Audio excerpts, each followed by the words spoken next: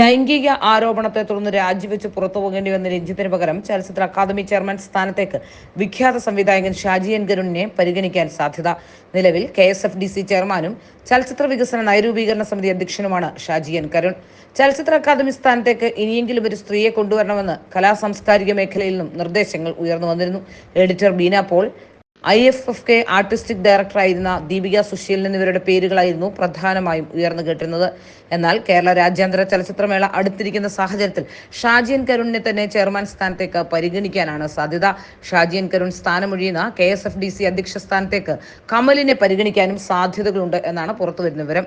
Hema commission report പുറത്തു വന്നതിന് പിന്നാലെ ബംഗാളി നടി ശ്രീലേഖ മിത്രയുടെ ലൈംഗിക ആരോപണത്തെ തുടർന്ന് രഞ്ജിത്തിന് രാജിവെച്ച് പുറത്തു പോകേണ്ടി വന്നു.